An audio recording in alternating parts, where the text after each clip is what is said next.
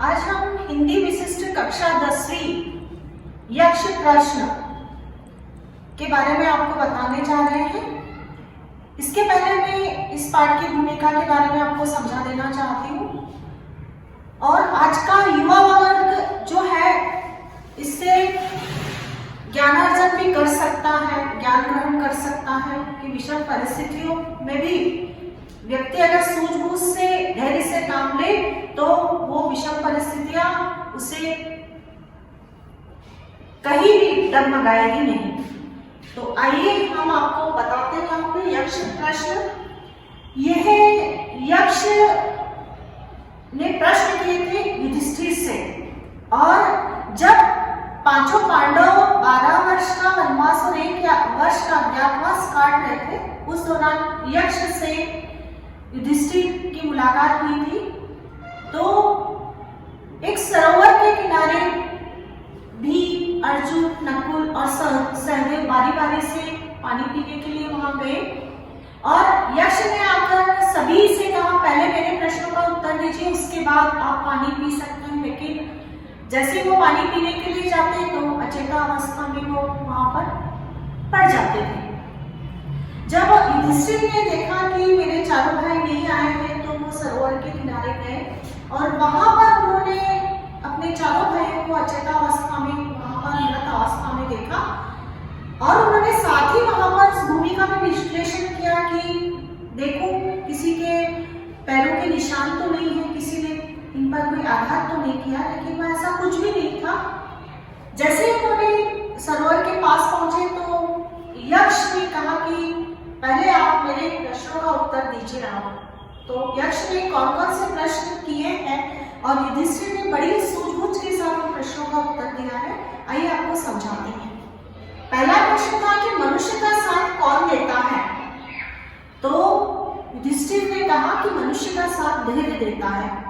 अगर विषम परिस्थिति आपके जीवन में आती है तो धैर्य के साथ उस विषम परिस्थितियों में आप धैर्य धारण कीजिए, निश्चित ही आपको सफलता मिलेगी, क्योंकि धैर्य से ही आप उस कठिन जो विषम परिस्थितियां निर्मित हुई है उसके बारे में आप गहराई से सोच सकेंगे और कोई रास्ता अपनी सूझबूझ से आप निकाल सकेंगे।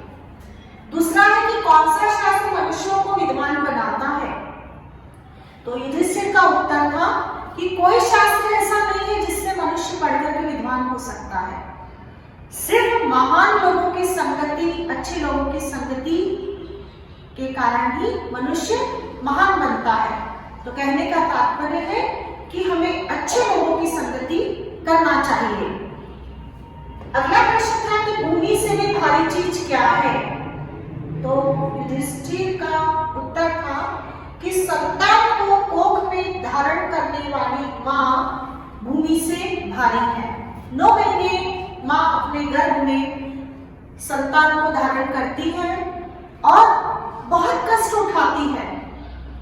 तो यहाँ पर कहा है कि भूमि से भारी कौन है। तो कोख में संतान को धारण करने वाली माँ भूमि से भारी है। अगला प्रश्न है आकाश से ऊंचा कौन है। तो यहाँ पर युधिष्ठिर ने उत्तर दिया है कि आकाश से ऊंचा पिता है। पिता के मजबूत कंधे आपको ऊंचाइयों तक पहुंचाएंगे। आप अपने माता पिता का सम्मान कीजिए। इसके बाद हवा से भी तेज चलने वाला कौन है। तो हवा से भी तेज चलने वाला यह मन है। कुछ ही क्षणों में मन आप जहां की कल्पना करते हैं, आप चाहे विदेश की कल्पना करें, चाहे बॉम्बे की कल्पना करें, चाहे इंदौर की कल्पना करें, मन तुरंत वहां पहुंच जाएगा। हवा से भी तेज उड़कर मन वहां हमारा पहुंच जाता है। फिर ये घास से तुच्छ कौन सी चीज है। तो चिंता जो है घास से तुच्छ है। कहा जाता है कि चिता अच्छी होती है जो एक बार में व्यक्ति को जला के खत्म कर देती है, लेकिन चिंता जो है क्षण क्षण व्यक्ति को जलाती जाती। तो चिंता जो है वो घास से तुच्छ है। इसके बाद विदेश जाने वाले का कौन साथी होता है। तो विदेश जाने वाले का साथी उसकी विद्या होती है, विद्या के कारण ही वहां पर मनुष्य जो है वह हर व्यक्ति को अपना साथी बना लेता है। इसके बाद है कि घर में आपका साथी कौन है? तो घर में आपका साथी पत्नी है। इसके बाद अगला प्रश्न है मरणासन व्रत का मित्र कौन होता है? तो जब व्यक्ति मरणासन होता है तो उस समय दान जो उसके हाथों से दिया गया है वही दान उसके साथ मरने के बाद साथ चलता है और उसे सदगति या दुर्गति की ओर ले जाता है। दान अगर वो करता है तो सदगति की ओर जाता है और अगर कुछ नहीं करता तो दुर्गति को प्राप्त होता है। तो यहाँ दान की बहुत ही जीवन में बहुत ही अहम भूमिका, महत्वपूर्ण भूमिका है। इसके बाद बर्तनों में सबसे बड़ा कौन सा है? तो युधिष्ठिर ने उत्तर दिया कि बर्तनों में सबसे बड़ा बर्तन भूमि है। भूमि मतलब पृथ्वी। पृथ्वी में जितना भी आप डालते जाओ सब कुछ पृथ्वी माँ उसमें अपने गर्भ में उसे समाती चली जाती है। तो यहाँ पृथ्वी को सबसे बड़ा बताया गया है। सुख क्या है? अगला प्रश्न। तो युधिष्ठिर उत्तर देते हैं कि जो शील और सच्चरित्रता पर स्थित है वही सच्चा सुख है। सच्चा सुख व्यक्ति को कब प्राप्त होता है? जब वह शील और सच्चरित्र अपना कायम करता है। अगला प्रश्न है किसके छूट जाने पर व्यक्ति सर्वप्रिय बन जाता है? तो अहंकार, अहम का भाव छूट जाने पर व्यक्ति सब सर्वप्रिय बन जाता है, सबका प्रिय बन जाता है, क्योंकि उसमें अहम का भाव नहीं होता कि जो कुछ है मैं ही हूं। अगर ये है तो कोई भी आपको घमंडी की संज्ञा देकर आपसे दूर होते चले जाएंगे। तो अहंकार छूट जाने पर या अहम भाव छूट जाने पर व्यक्ति सबका प्रिय बन जाता है। इसके बाद किस चीज को गंवाकर व्यक्ति धनी बनता है? तो यहाँ व्यक्ति लालच को गंवाकर व्यक्ति धनी बन जाता है, क्योंकि लालच कभी नहीं रखना चाहिए। अगर आप लालची हैं तो जो आपके पास है वह भी आप गंवा देंगे। तो आप लालच को छोड़ दीजिए। आप लालच को छोड़ देते हैं तो आप धनी बन जाते हैं। धनी से मतलब ये नहीं कि बहुत पैसे वाले बन जाते हैं। यहाँ बहुत अर्थों में लालच को अलग अलग मायनों में आप समझ सकते हैं कि लालच किसी भी चीज का अच्छा नहीं होता। इसके बाद किस चीज के खो जाने पर दुख नहीं होता मनुष्य को? तो यहाँ पर क्रोध के खो जाने पर मनुष्य को दुख नहीं होता। इसके बाद संसार में सबसे बड़े आश्चर्य की क्या बात है? तो यहाँ पर युधिष्ठिर उत्तर देते हैं कि व्यक्ति जो है हर रोज अपनी आंखों के सामने हजारों व्यक्ति के बारे में सुनता है, देखता है कि ये मृत्यु को प्राप्त है, लेकिन फिर भी उसके मन में ये है कि हम तो अमर रहेंगे, हम तो अमर हैं।